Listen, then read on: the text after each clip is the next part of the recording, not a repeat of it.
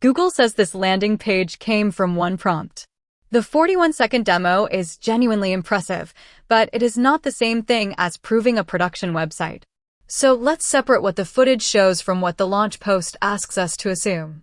The result appears first, a polished, editorial furniture brand called Alma. It has oversized typography, warm photography, full-screen transitions, product storytelling, and smooth parallax motion. This is not a generic dashboard with rounded cards. It looks art-directed, and that matters because most one-shot website demos fail at taste before they fail at code.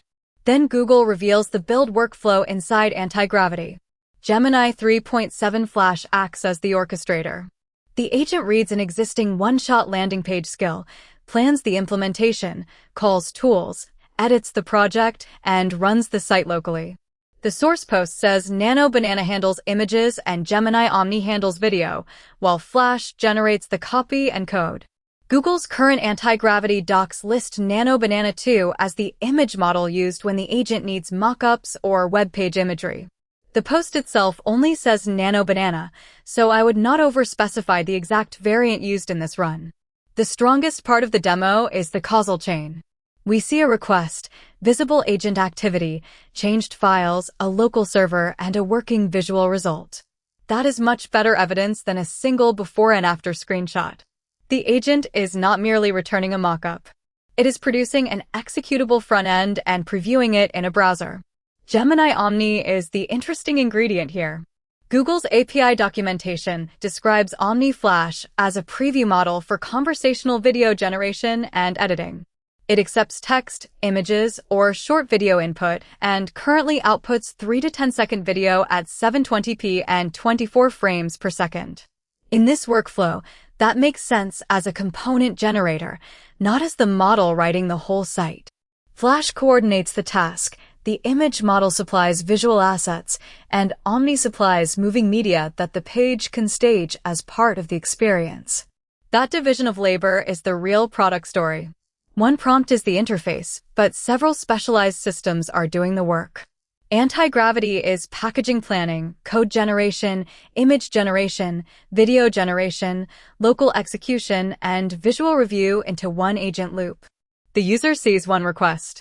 Underneath, the system behaves more like a small creative team. Now the important disclaimer, because Google includes one in the footage. The sequences were shortened, and the page uses placeholder images and content. That means we cannot measure generation time from the edit. We also do not know how much curation happened before this take, how often the same prompt fails, or whether the generated assets are ready for commercial use without replacement. The final page proves visual direction. It does not prove responsive behavior across phones, keyboard navigation, semantic structure, color contrast, screen reader support, lighthouse performance, bundle size, maintainability, analytics, search optimization, security, or deployment. We do not see a repository review. We do not see tests. We do not see the same prompt repeated 10 times. And we do not see a customer editing the generated content after handoff. That distinction matters for teams buying into the one-prompt promise. If you need a concept for a pitch, campaign, or design sprint, this workflow could collapse days of blank canvas work into a strong first draft. It gives a designer something concrete to critique and gives an engineer a running project instead of a static comp.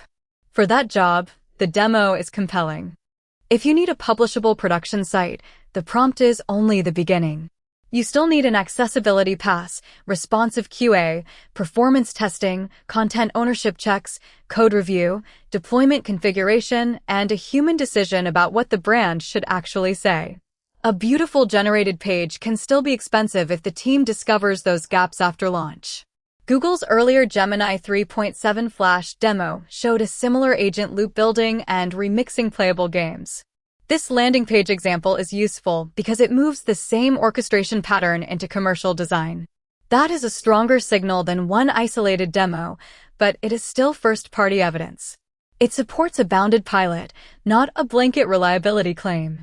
My verdict: this is one of the better one-prompt website demos because the output has real visual identity and the footage shows the agent doing more than producing an image. I would rate it highly as a prototype and creative direction machine. I would not call it production-ready proof. The honest takeaway is not that websites now take one prompt. It is that one prompt can now produce a surprisingly credible first build, and the human work shifts from starting the page to judging, testing, and finishing it. If you want the follow-up, the next useful test is simple. Run the same brief multiple times, inspect the generated repository, test mobile and accessibility, and compare the real cleanup time against a normal build. That is the point where an impressive demo becomes an engineering decision.